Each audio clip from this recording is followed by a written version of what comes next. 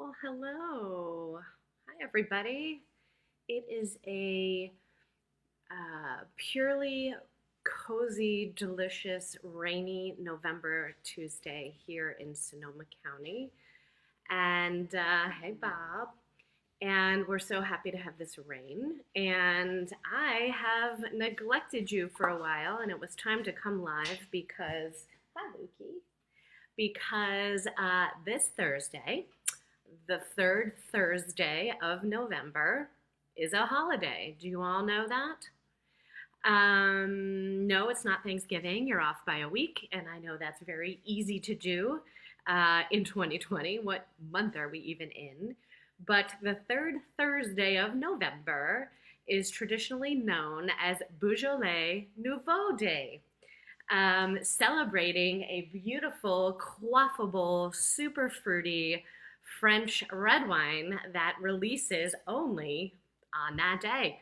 So I wanted to come to you a couple days before that to give you just a little bit of information. I'm going to try to keep it short. You guys know I get so excited sharing wine information with all of you. But this is a beautiful wine that not a lot of people are aware of. And I have to admit, even in my wine education, certification, studying, making wine, all the things wine that I do, I have only tasted this a couple times in my adult life, and I'm very excited for the wine shops to carry Beaujolais Nouveau this Thursday. So here's what you need to know. First and foremost, the grape that you will find in the Beaujolais wines is Gamay, which is similar to Pinot Noir. So definitely going to be a lighter wine, a thinner skin, which is going to give us more lightness in the color, very low in tannin, and just very drinkable.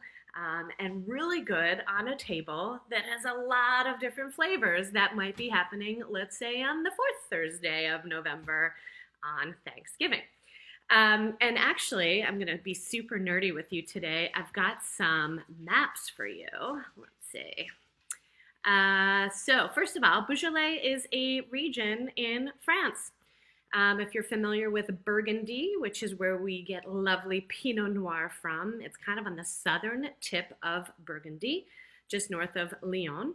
And Beaujolais is the name of the region, but it's also the name of the wine, which traditionally happens with European wines, right? As you guys know, one of the most confusing things about wine is how we label it.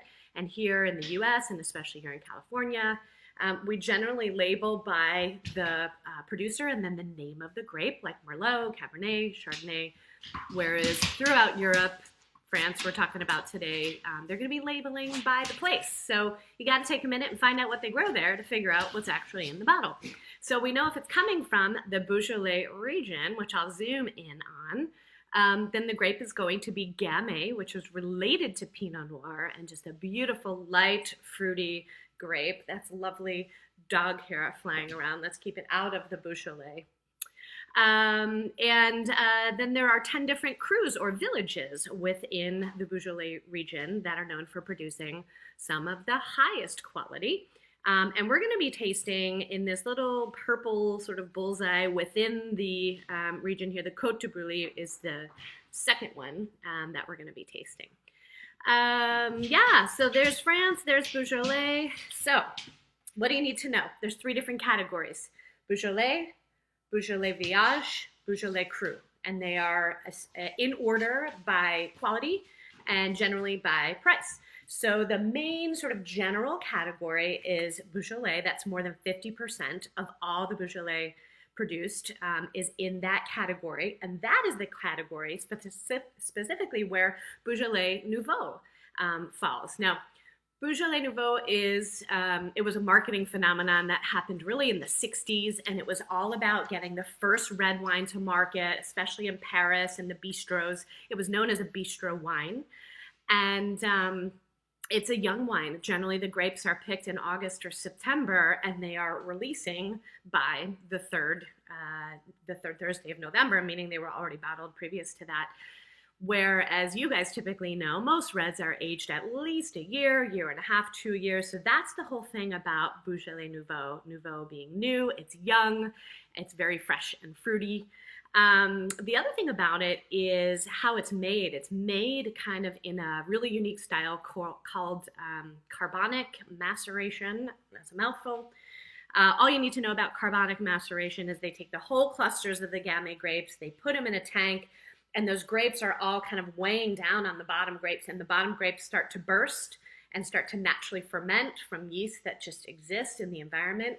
And as they're starting to ferment, they're releasing CO2, which starts to integrate the grapes that are on the top of the tank and starts to penetrate them and start an internal fermentation. Those grapes burst open. And the result is a very fresh, fruity, vibrant wine that ferments in a short amount of time and has little to no tannin, which you guys remember from our lessons. Tannin is that sort of bitter, dry, chalky astringency, right? This wine does not have that. So that's carbonic maceration. Pull that term out at your next Zoom and impress your wine friends. Oh, I learned a little bit about carbonic maceration. And one thing that's cool about Beaujolais wine, it has been called the only white wine that appears red. So when we talk about freshness and vibrancy, things that generally we're associating a little bit more with whites, we're going to get that actually in a red wine. So I purchased 2 of these today to taste. Now, I don't have the Beaujolais Nouveau, the baby one that goes to market within 7 to 9 weeks, because that's not releasing until Thursday. So the 2 that I have here today are from the other categories, which are wines Beaujolais, same region, same grape, but they are aged a little bit longer, a little bit more complex wines than the Nouveau, but definitely looks very Pinot Noir-like, okay? And what's so great about all of these wines, even the Beaujolais Cru, the highest category, the most complex, the most expensive, that one is $26.99, the Cru that we're going to taste. And the one that's in my glass right now is $18.49. These are from Bottle Barn here in Santa Rosa. And the Nouveau, that'll come out on Thursday. Those are usually definitely under $20, sometimes under $15. I actually called a couple different wine shops in the area to see if they would be receiving them on Thursday. They said yes. I know a lot of you are actually in Orlando. I called Total Wine in Orlando. They are receiving them. So it's pretty much widespread that people still bring in the Beaujolais Nouveau on the 3rd Thursday. But until we have those on Thursday, we're going to be tasting the Beaujolais and Beaujolais Cru, which are aged a little bit longer and also have more age ability in the bottle, right? Just like purple popsicle on a summer day, very bright. Sometimes you hear Beaujolais described as cheap and cheerful. A lot of my information comes from this phenomenal book, The Wine Bible by Karen McNeil. Karen was one of my instructors when I went through my wine certification, and I highly recommend you hop on Amazon and get this book. It is an awesome wine reference book. And I look at it regularly, and I studied up a little bit just getting ready to come to you live today because I haven't spent a lot of time with Beaujolais. And one of my favorite Karen McNeil quotes talking about Beaujolais Nouveau is that drinking it gives you the same kind of silly pleasure as eating cookie dough. I love that. I don't know about you. So yeah, just super bright notes. Generally you're getting like cherry, raspberry, almost peach and floral notes.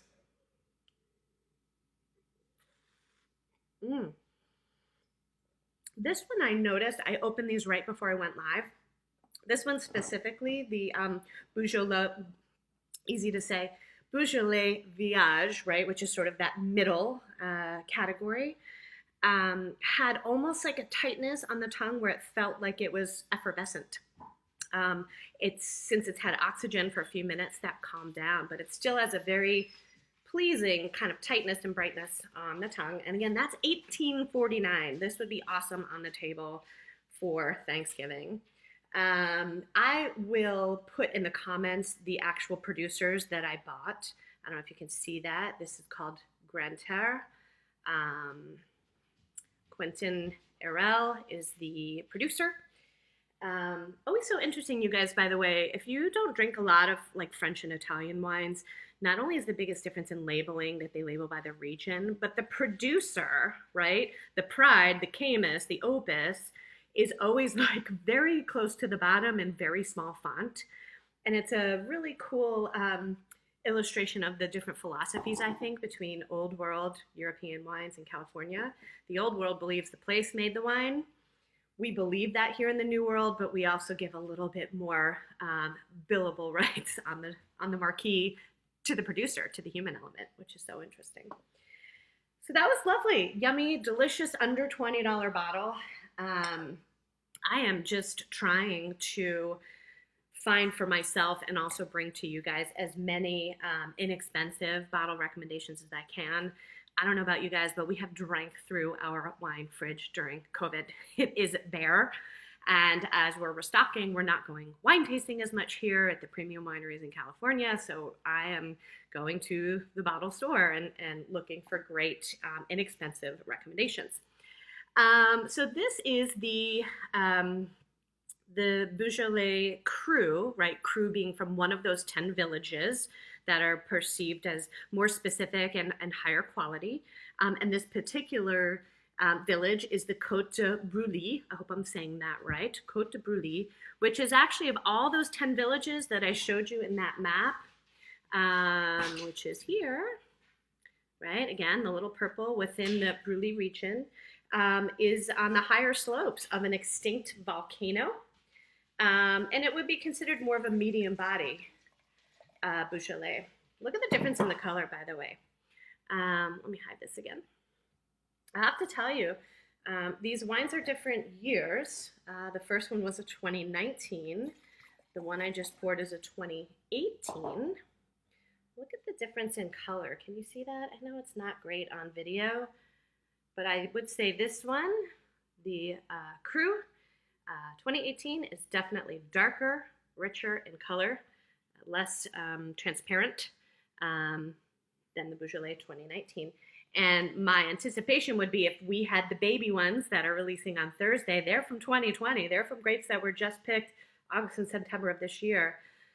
Generally going to be even a lighter color. Yeah, this one definitely has a deepness to it.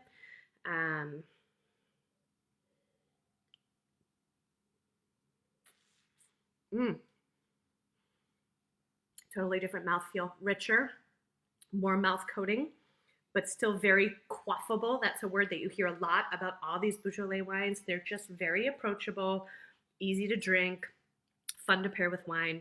I made some pizza dough this morning. Michael and I are going to fire up some pizzas tonight, and we'll finish up the rest of these bottles. But really delicious. So another Karen McNeil quote that I love about Beaujolais, it's like drinking happiness. And you all know I am all about joy, light, and happiness. So I just wanted to come to you with something really fun. So go visit your local bottle shop on Thursday. Ask for Beaujolais Nouveau. Message me and let me know how it tastes. I'm actually sending out my Sip with Nikki newsletter this evening, and I'm gonna have a little bit more information about it and about these two wines specifically that I tasted. If you are not signed up for the newsletter and Nikki's wine tips and updates on our project, I'll put the link in the comments here and you can click on that and opt in for the newsletter. And I'll share a little bit more information there. Let me see if there's any questions. Oh, Bob had a question. He wanted to know what platform I was using. This is Ecamm. Ecamm Live, where you can do the little countdown clock and where you can have your comments like this brought to the screen and broadcast. Ha! That's Ecamm Live, which is what I'm using. And yes, David, I am all about happiness. We know that. So I hope I've brought a little bit of happiness to you guys. Check out these wines. Beaujolais Nouveau Day is on Thursday. Check out the Wine Bible on Amazon. Keep it in your kitchen. It is a great reference book. And let me know what you guys think when you get your hands on some of these Beaujolais quaffable, like eating cookie dough wines. Have a good Tuesday, everybody. Cheers.